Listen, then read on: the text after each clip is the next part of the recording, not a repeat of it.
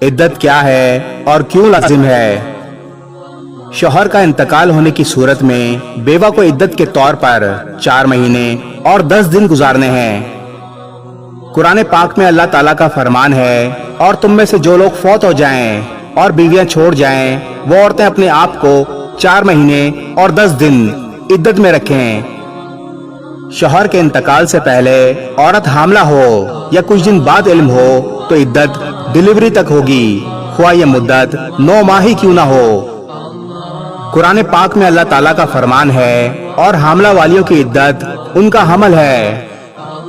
अगर औरत को तलाक या खुला हुई है तो इस सूरत में इद्दत 3 माहवारी होगी।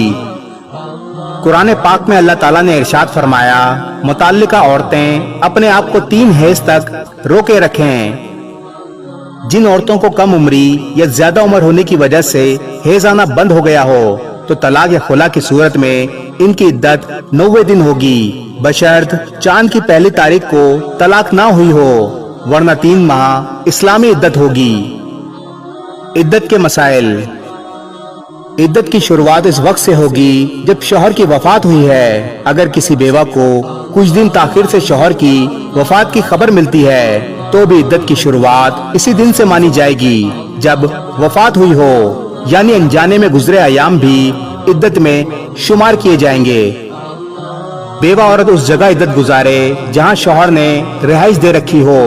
बेवा के लिए नबी करीम सल्लल्लाहु अलैहि वसल्लम का फरमान है, तुम अपने उस घर में इद्दत बसर करो जहां तुम्हें अपने खावन की मौत की खबर मिली थी, हत्ता के किताबुल्लाह की बयान की हुई मुद्दत पूरी हो जाए।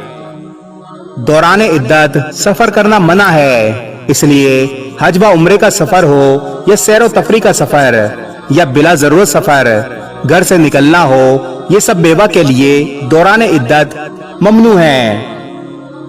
बेवा जरूरत के तहत सफर कर सकती है, मसलन शौहर के घर इद्दत गुजारना मुश्किल हो या दूसरे का घर हो तो मुनासिब जगह मुंतकिल होकर इद्दत गुजार सकती है। इसी तरह कोई जरूरत की चीज ला देने वाला ना हो तो खुद बाहर निकलकर अशिया जरूरत खरीद सकती है, और अगर बीमार पड़ जाए तो इलाज की गर्ज से भी घर से बाहर निकल सकती है। यानी बेवा के लिए दौरान इद्दत जरूरत के तहत बाहर निकलना जायज है। अगर औरत सफर पर हो और अभी दूर ना गई हो, वहाँ शौहर की वफात की खबर मिले तो सफर से लौट जाए और शौहर के घर इद्दत गुजारे। लेकिन सफर जरूरी हो और मंजिल के करीब पहुंच गई हो, मसलन हज या उम्रे का सफर हो, तो अपना हज व उम्रा मुकम्मल कर ले। बेवा को दौरान इद्दत जीनत की चीजें, मसलन मेकअप, कान की बालियां, पाजेब, कंगन, हार, अंगूठी, चूड़ियां, क्रीम, पाउडर और मेहंदी वगैरह का इस्तेमाल करना मना है। औरत इद्दत के दौरान घर की मामूल की जिंदगी गुजारेगी और आने वाले महरम रिश्तेदारों से मुलाकात और मेल जोल भी कर सकती है।